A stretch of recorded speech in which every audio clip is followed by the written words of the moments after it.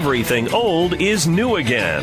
America's entertainment pop culture talk show. It may well possess a rudimentary intelligence. I'm trying to think, but nothing happens. Felt a great disturbance in the force. Hello, I'm Mr. Red. Come on, Mark, like a dog for me. Where's the goodies? Leave the gun.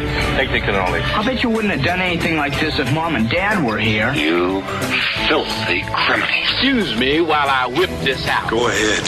Make my day. Here are your hosts, Douglas Viviani and David Cohen. Here come the Yankees. Let's get behind and cheer the Yankees. They're gonna learn to feel the Yankees.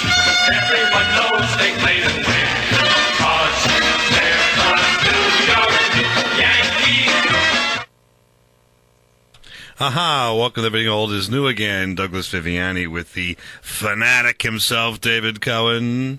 Yes, baseball is back. Baseball is back, and baseball's been biting itself in the behind. It's been its own enemy, so to speak, for quite some time now. Do you not think so, David Cohen? Oh, I think so.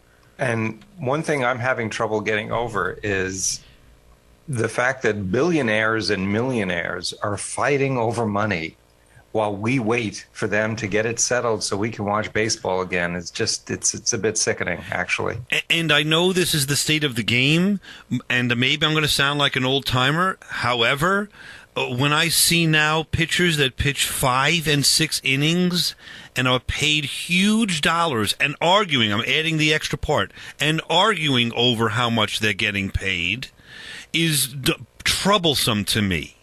When you look at what we grew up with, and I know the game changes, I understand all this, but the pampering of these players, and maybe I'm wrong, it's just an impression, because it makes, let me put it this way, it makes the fan angry. And now I'm expressing anger that maybe I would never have expressed before if you just went out and played the game. But now you're telling me your salaries, now you're telling me your salaries are not enough, and now you're raising my prices to go to a game, and the food, and everything else, and the parking's going through the roof. I'm not going to a park anymore. I'm going to an event that's going to cost me a family of 4, $600 to go to a game, okay? And you're complaining about it, and you can't last past the 5th inning, or you go 6 innings, and you give up 3 runs, and you're great? You're not. You're not great, and you're not great for the game. And there are no, and I'm going to get into this later on today, you're not making the game rememberable for people. You're not making the game a center of someone's life, and I don't mean like it's the only thing you do, but back in the day, and I hate this kind of a show where you say, back in the day it was great and now it's terrible. I'm not trying to say that. But for this moment in time, for this one little sentence, I want to say that, and maybe it's just me, but I think it's all of America. When the summertime came around, and were you going to go to the pool, or were you going to cut the grass, or you're out with your buddies, that transistor radio was on with the ball game. Am I wrong? Yeah, no, you're right. Or when you would go to the beach, like in my case, back when there were transistor radios. Yeah, and we're getting old, man. But yeah, you would hear the games on people with their blankets spread out as you walked along the beach. Everybody would have either the Mets on or the Yankees on, and yeah. And sure. Do you see it now? Hear it now? No, I don't. Why? I don't.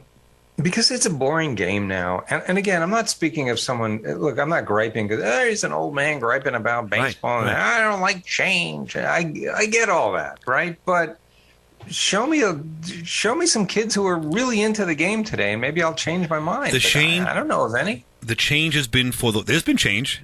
There's lots of change. The change has been for the worse. The change has been for the worse. I agree. And some of that change, we'll get to it. We have lost personality. There's no more personality to baseball. You took the manager's personality out. You took out the player's personality. You don't want to promote your players anymore because they're going to make more money when it comes time for arbitration or something like that. I mean, whatever the cause is, you're not creating that team element of remembering your 9 players that started. Oh, there's so many things.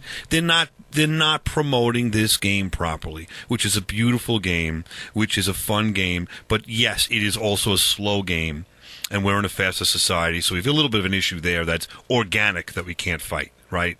True. So, but along those lines, when you say to someone that, baseball is no longer allowing, they haven't done this yet, but they're talking about no longer allowing a shift because there's less hits.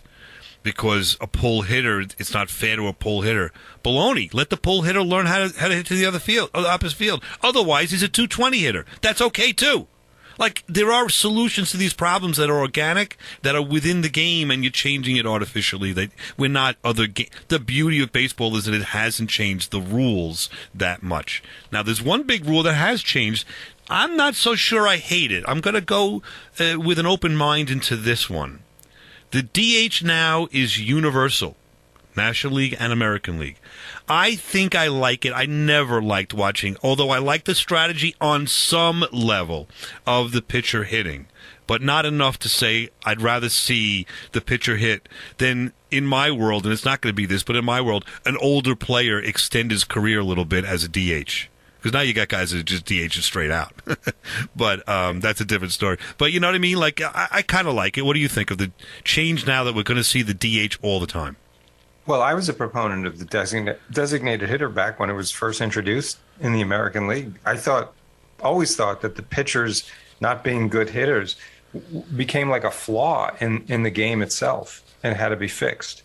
And the strategy, quote unquote, about having pitchers bat, to me, never was really strategy. I mean, you followed when a pitcher came to bat. If it was late in the game, you pinch hit for him. That's not strategy. That's just common sense.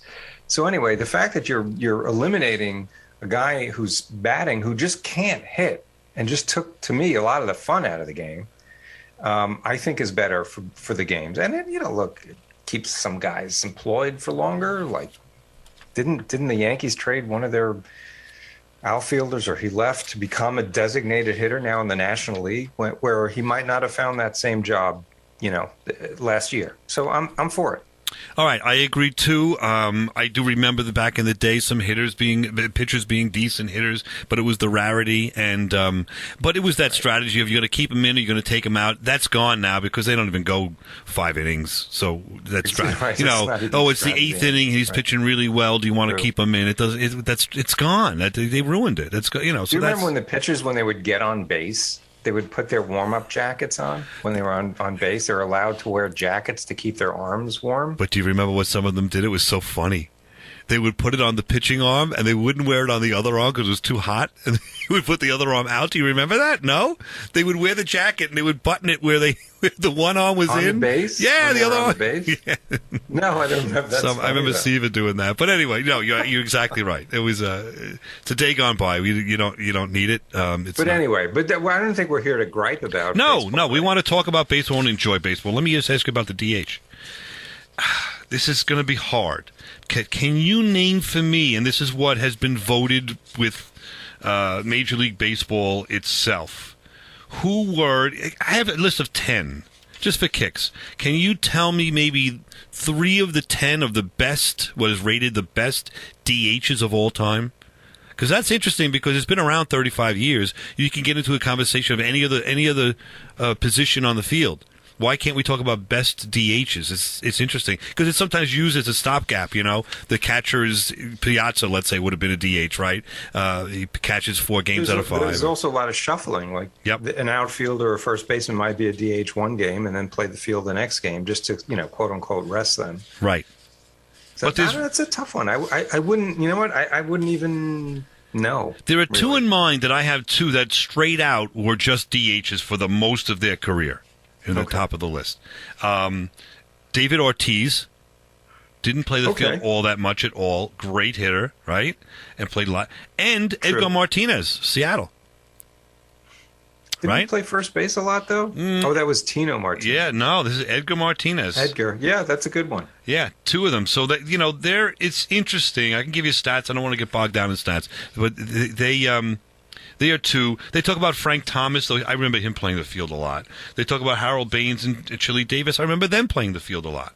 They talk about Jim Tomei, who did play third base for a while, but then became a straight-out DH. So there's some. I mean, I think it's an interesting argument. It's just fun, that could be had, but it's a hard like you have to play a certain number of times at DH to be straight out DH. I just think it's good for the catcher that can hit. Maybe we'll see more catchers that can hit.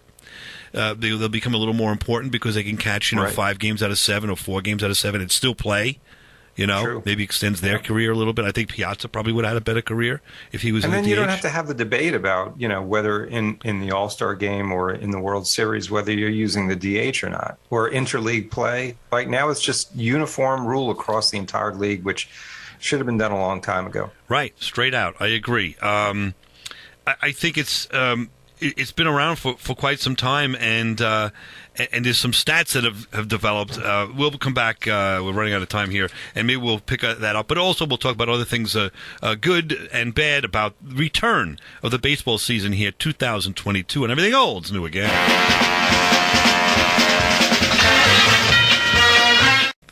So let me hear you, good and loud. All right, Gary. 1, 2. 3. Take me out to the...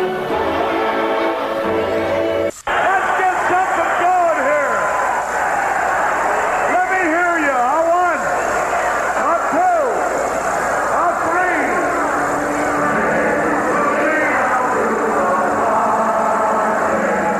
2, 3. Welcome back to Everything Old is New Again. That was Harry Carey, if you remember or not, I don't know. But he was huge for the Chicago Cubs and I think St. Louis Cardinals, correct, David Cohen, that he was announcer for? Oh, no. I know the Cubs. Was he Cardinals also? I think before then. I do think so. I just know him as the Cubs guy. And, of course, what comes to mind right away when you think of Harry Carey with respect to television? Jim Carrey's impersonation of him. It's so great, isn't it? It's just fun. We're talking baseball here, and I just want to take a turn here and just here's some of what I think is missing from baseball, and they can get back easily if they want to, is personality.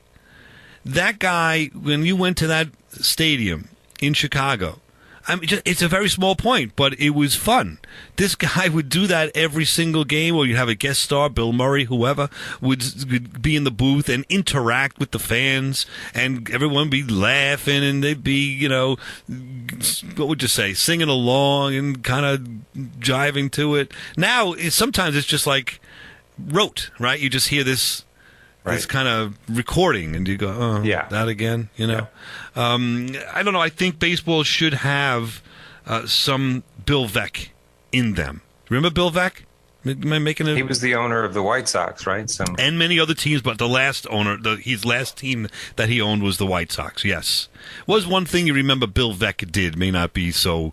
Did he own the Oakland A's for a while? He sold his was Bill Finley. Okay, never mind. Sold it to Finley. Veeck was he's the guy that brought back like the shorts, right, to the White Sox uniforms. That's one thing he did. He was a great promotional artist. He brought. I think they played the whole season in those shorts, if I remember. When it was hot, on hot days, I think. Or maybe it was all the time. They had trouble sliding, and they were, having all this. But I remember they played in shorts for quite a while. That was good and bad, and the players didn't like it, and it was kind of odd. But they were also, memorable. We remember all these years later. Sure. You remember the story of the little person that in the 40s had one at bat, Eddie Goodell? Yes. Yeah. If you don't know the story, he's a gentleman who was like, I don't know, 3 feet tall, something like that. He had a 1-inch, they call it, they kind of guesstimated his strike zone was 1 inch big because he crouched down also. So there's a famous photo of him up at the plate. Exactly. That was Bill Veeck. And he was... he needed him to walk to get on base, right? Yeah. How do you throw a strike to such a tiny strike zone? And it's kind of weird. I know it was a promotion, but Eddie Goodell actually thought he was going to become a regular member of that team. And I'm not saying you have the ability to have him do that and then have a pinch runner and that's one spot, gone. But with a pitcher batting, maybe you did. I don't know, but it's. He took it in good stride. I don't know how it went with America. They were a little less sensitive to these things, but back in those days. But it certainly was memorable. Was it like a one-time thing? He only had the one at bat. One at bat, and he was bummed out. after that, But that was Bill Veeck. He was behind that. He was also behind this. I don't know if you remember this. I know we're going back. Let's listen to this. Fans who brought their unwanted disco records would get in the game for 98 cents. The records would be collected, placed in a crate in center field, and blown up between games. One of the saddest sights I've ever seen in a ballpark in my life. This garbage of demolishing a record has turned into a fiasco. The midst of disco, there were people that just did not like disco, and we were two of them. And I'll tell you, Bill Veeck jumped on that, right? Remember what this is all about? Yeah, what did they do? They burn the albums in center field? In between double headers, they piled up the records, and they put them on fire. And then the trouble came, right?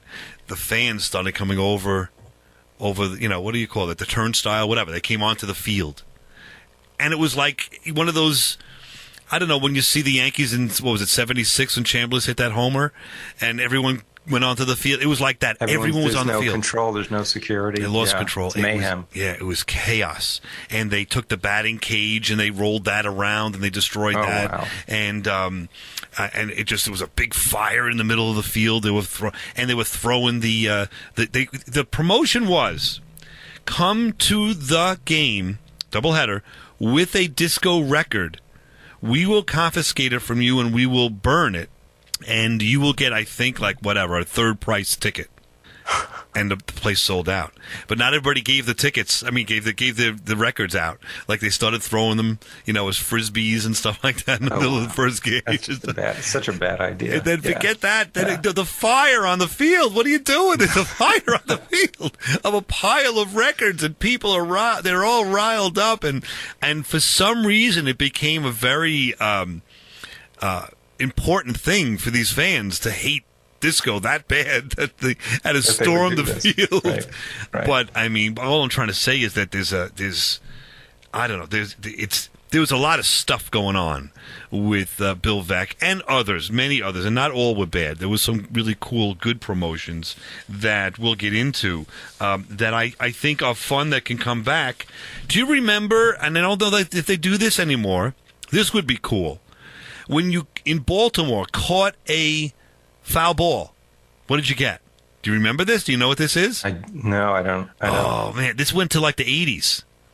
An usher would come down immediately and sign you up to a contract with the Baltimore, a fictitious contract with the Baltimore. Okay, right? I think I do remember that. People would get the foul ball. Sign him up. He just caught that. And they would get the. Yeah.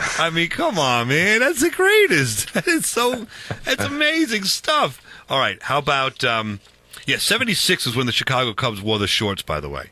Just White Sox. Yeah. The White Sox. Yeah. Then there was one in 1977. I don't know how this relates. The movie Network in 76 had an extreme draw on the ratings and an out-of-control veteran news anchor on the air. You remember that, right? Sure. So somehow that translated to a wet T-shirt contest in Atlanta. And you can only imagine how that turned with the ladies with the wet. They had a wet T-shirt contest at second base. What did that have to do with the movie Network? I don't know. I don't know why I even said that because it's right here, but they don't even tell you how it relates to this night. So I will have to take that. That was another Bill Veeck thing? No, that was something else. Just went awry just by Atlanta. Do you think we need any of these anymore? Does this work? Do we need to have these promotions anymore? Like, for example, 10-cent beer night that occurred in Cleveland Indians in 1974. Promotions that encourage violence and sexism. No, exactly. That certainly we don't need. But do we need promotion? I think we need. That's all right. I get you. I don't think in any venue that's really needed. But do we need promotions for baseball, or where are we astray here? Like, can we get some personalities without the promotions? Do we need? I don't know. What do we need for baseball? Where are we going with this?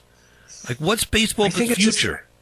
I think it's become a more boring game to watch, if that was even possible.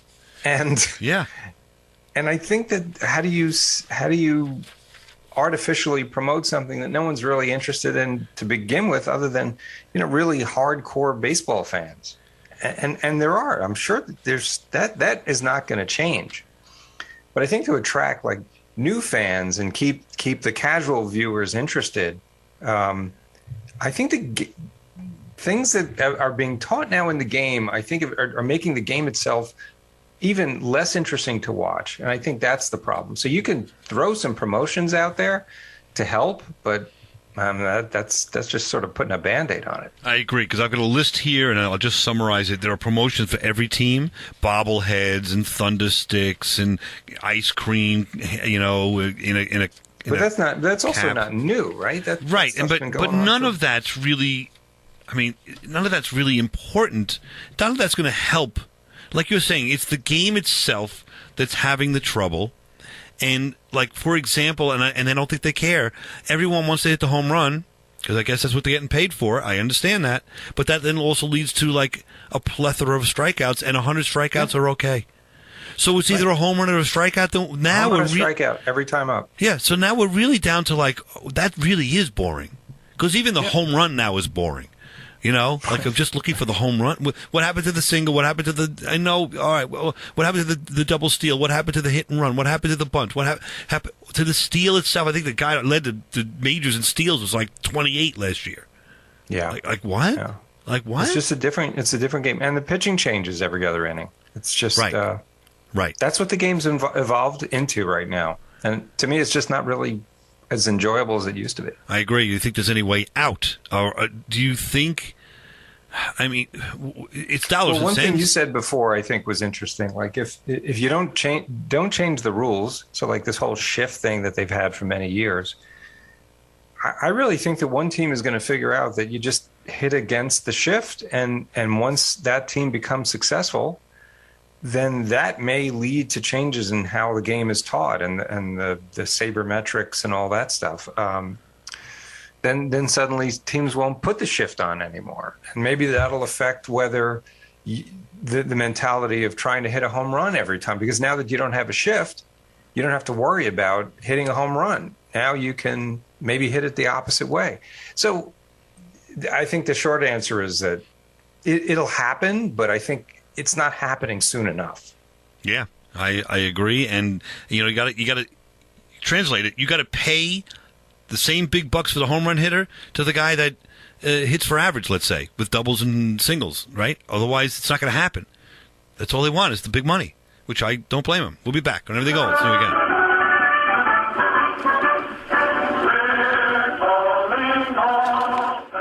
I don't know what the big deal about Cracker Jack is. Did you ever go and buy a pack of Cracker Jack thinking you're going to get a prize and find no prize in the box?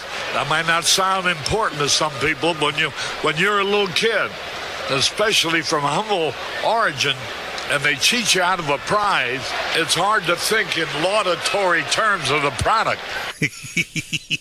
Welcome back. Everything Old is New again. Harry Carey again. Just trying to take a look here at the upcoming baseball season. Let's have some fun with it.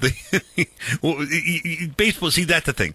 Baseball has room for that. If you've got characters, you've got room for that. A Phil Rizzuto, those kind of guys that give you like some real cool like little pieces of Americana in between innings, in between pitches, whatever. Right? Yeah, and there's plenty of room to talk about that now because there's usually not much going on during the actual baseball game itself. Exactly. So. Let me fix my gloves. Let me all this stuff going on.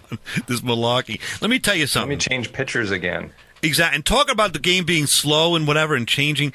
My brother and I went to a doubleheader, July 4th, 1983. We were hopped up. We're going to Yankee Stadium, doubleheader against the Boston Red Sox on the 4th of July. This is going to be day of days. So we get in the stadium. We park the car. Yankee Stadium does not have, especially at that time, it did not have parking affixed to the stadium. You had to kind of park in different lots that individuals owned. So we park this 1969 Nova. You remember that car? Oh, I remember the Nova very well. Yeah. We used to start without a key. It was amazing. It's crazy. There was a lot wrong with it, but it was a fun car. So, but we parked it, but we parked in an area. It was really tight, but we didn't care. We're going to say, you go to a doubleheader, you got your money's worth. Back in the day, you paid one price, you got two games in between. For 2 games, yeah, and you were going for it, man. This is a day of days against the Boston Red Sox, the Yankees, man. This was it. The teams. Let's just give you an idea, though. You had Mattingly and Winfield and Piniella and Baylor on the Yankees. You had Dave Righetti pitching. You had Rice and Boggs and Evans on the Red Sox. These were teams where they were. I remember broad. That was But the temperature, and this is baseball, man. Right, you go to the park. You don't wear that baseball hat, you're in trouble. And we didn't have the hats.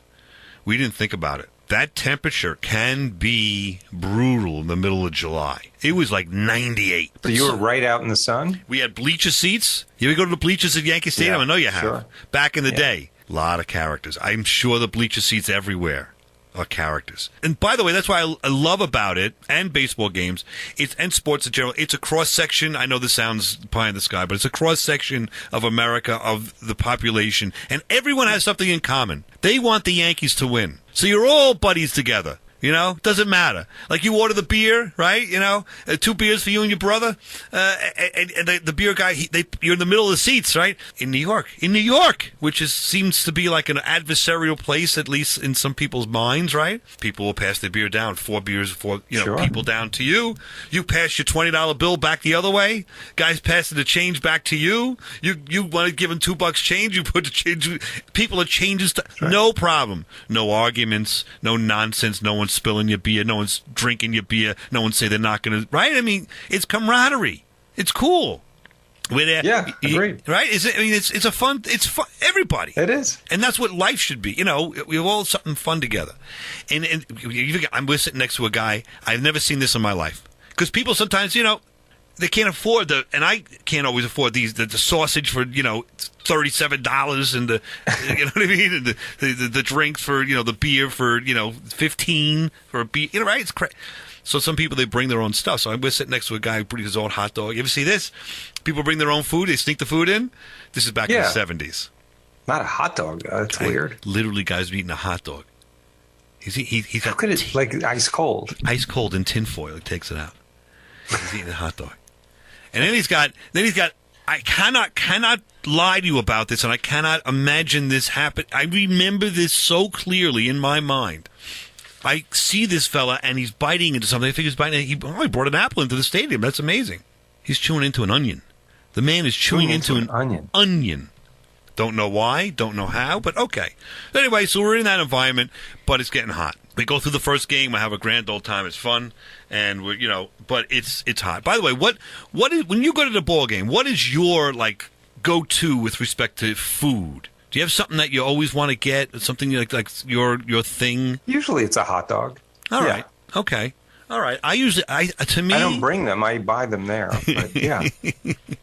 Mustard or ketchup? Oh, no ketchup. Yeah, mustard all the way. All right. So, yeah, I agree with you. But it's getting hot. It's getting real hot. We've been drinking the beer. We've been drinking the lemonade. It's hot. We go to get, in between games, we go to get a hat, baseball hat. You can buy the Yankees hat, whatever. They're out of the hats in the bleachers. Can't find them. My brother, genius maneuver. He gets this big cowboy hat made of foam. Have you seen this thing? Everybody with it? Yeah, sure. Right. And he thinks that's going to help him with the sun.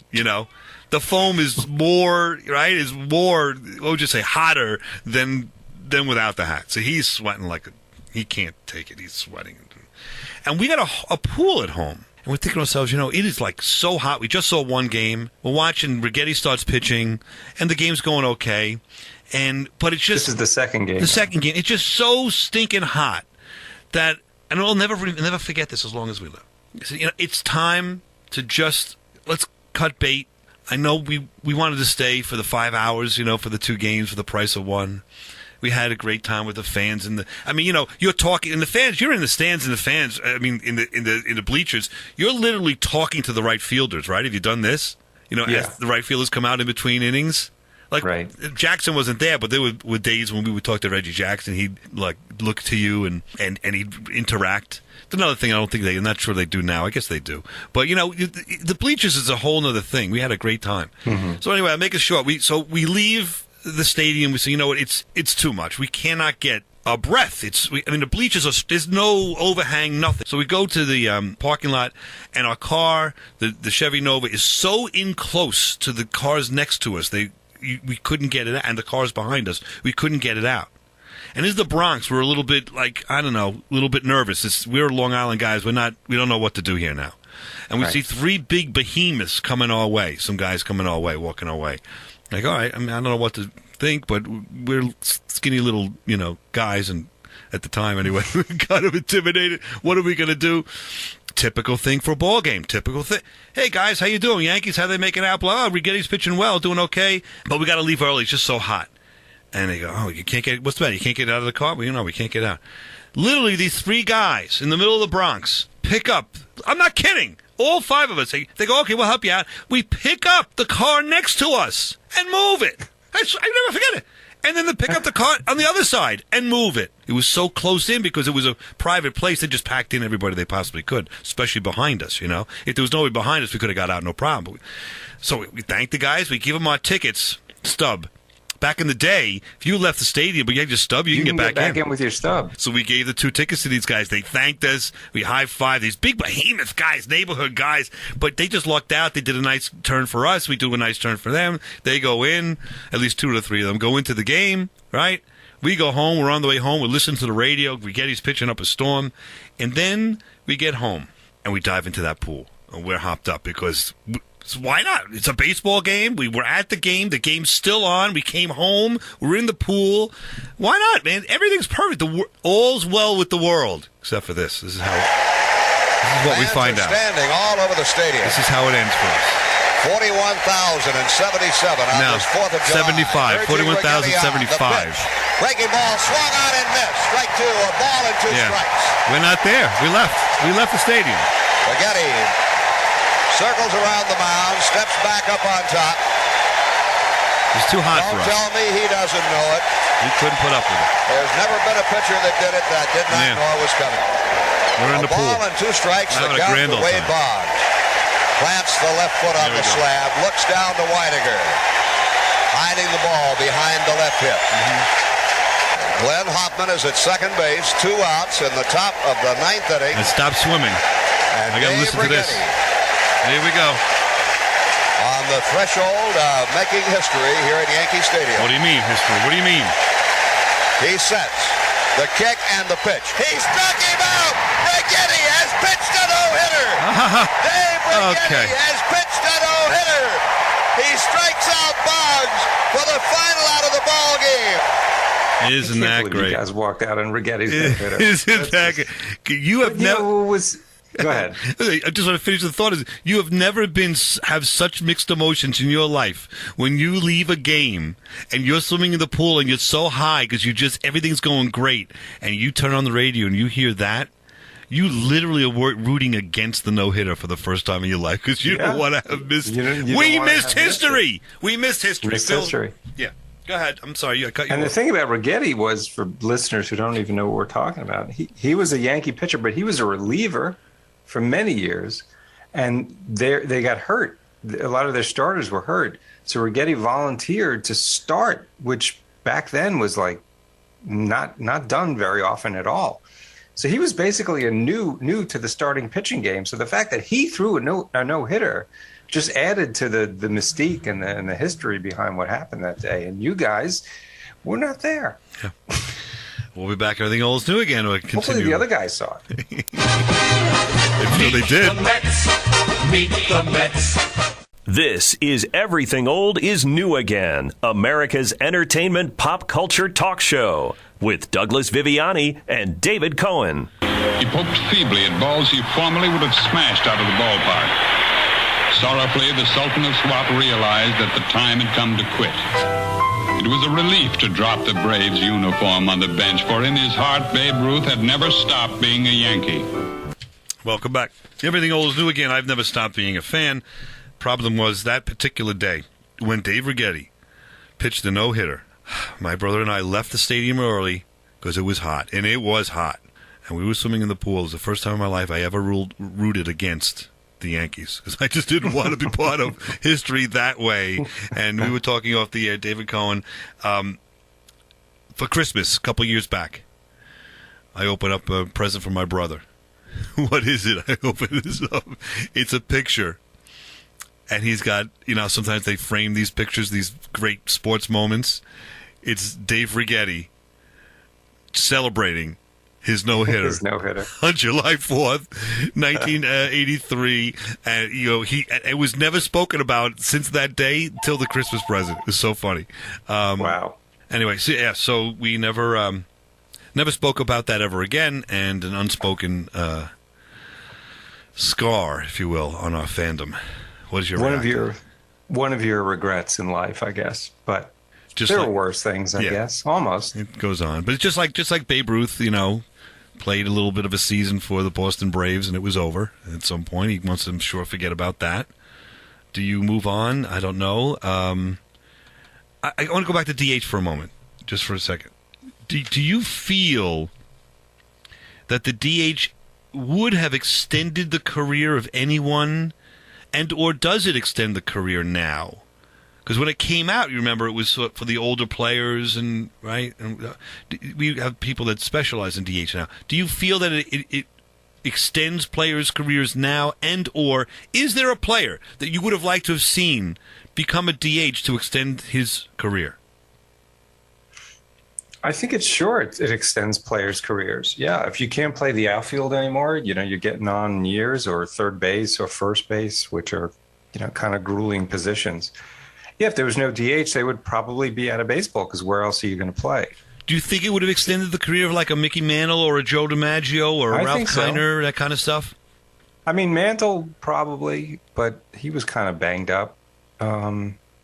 I think if you were retiring because you were just too banged up and injury prone, it's possible even in those scenarios, maybe you try a year as a DH to see how it went. So it's possible for some of those players you mentioned that it might have extended them. Yeah, I think it would have been, it's a fun look to see, and I'm looking forward to seeing maybe that happen now, for people's careers to extend just a smidge with the DH. Yeah. Going back to I want to talk about the coverage sometimes of these games. And if you go back and listen to anyone that was a Brooklyn Dodger fan, they will talk about Happy Felton's key or knot hole gang. Have you ever heard of this? We spoke to Jim Leyritz was on it, by the way.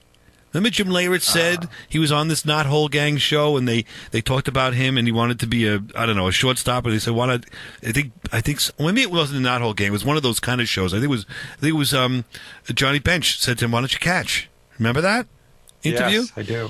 Right. So this is sort of like that, because what they would do is, back in the day, in the 50s, they'd have a player come out from the from the Brooklyn Dodgers, and meet kids like 10, 12 years old, and work them out a little bit, like throw a ball to him or whatever. Give the kid a thrill, hit some ground balls to him, whatever.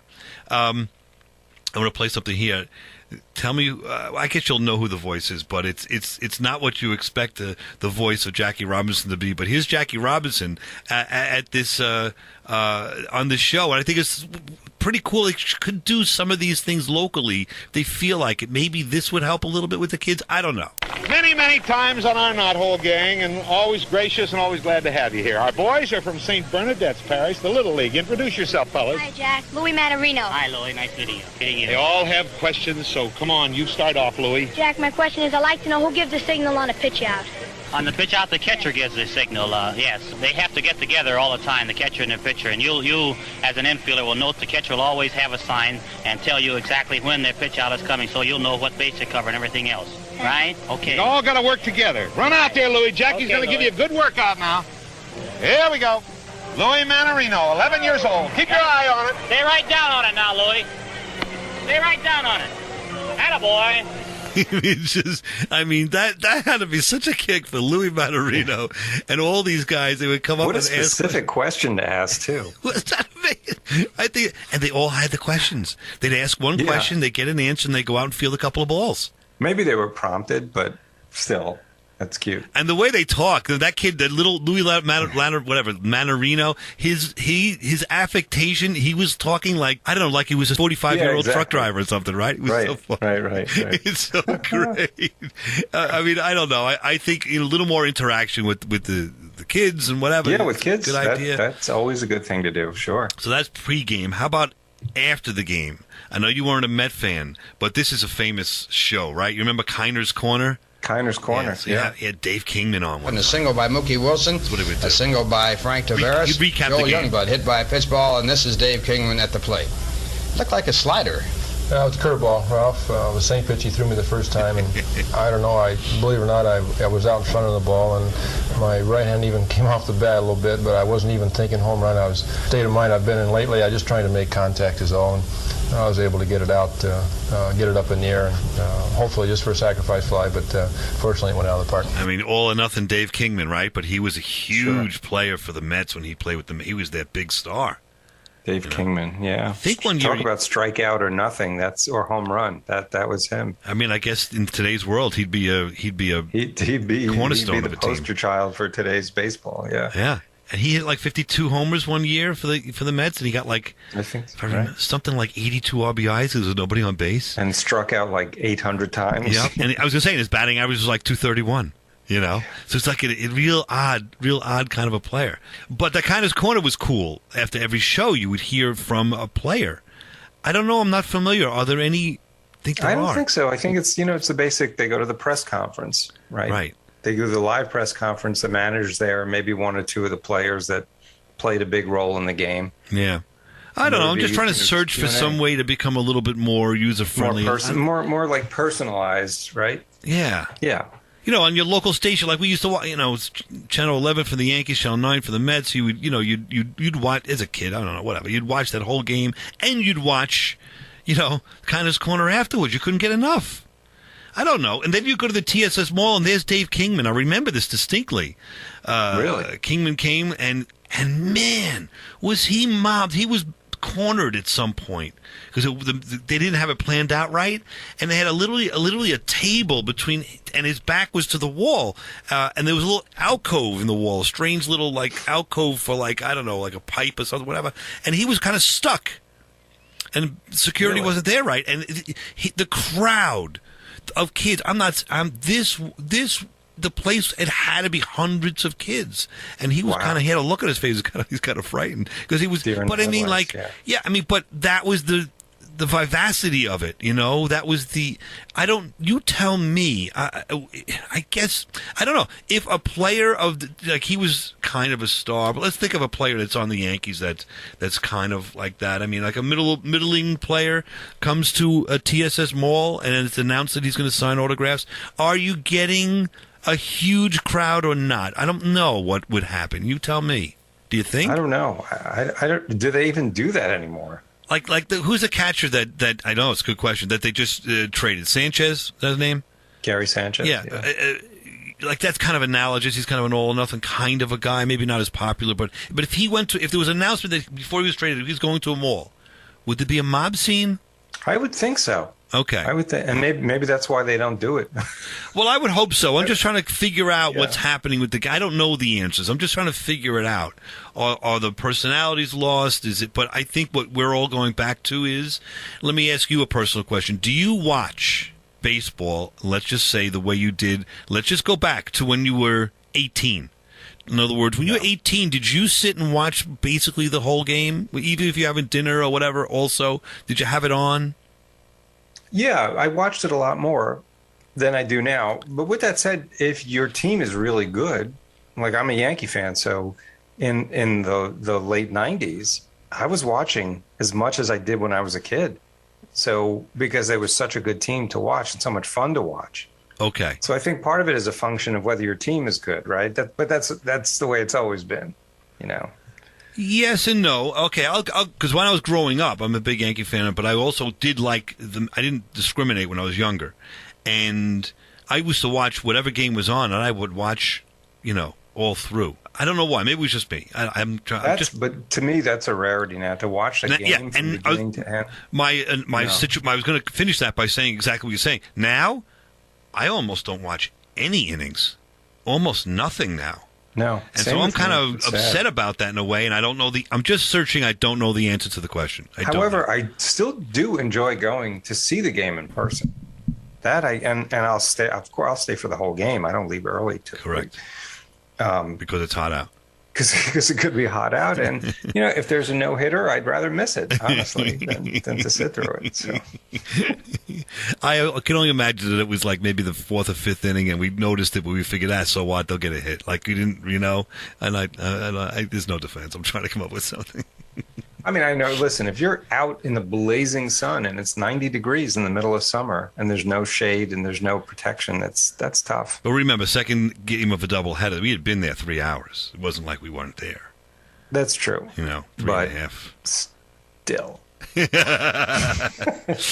right, so let's look forward to the season. Let's just give it a kick in the pants there, so to speak. Let's have some fun watching some baseball this year, and maybe we'll go to a game together. We'll tape a little something for the show. Who knows? That'd be fun. Good way to write off the tickets. Yeah. All right, give us something to do while they're playing baseball. Exactly. So we don't have to watch it.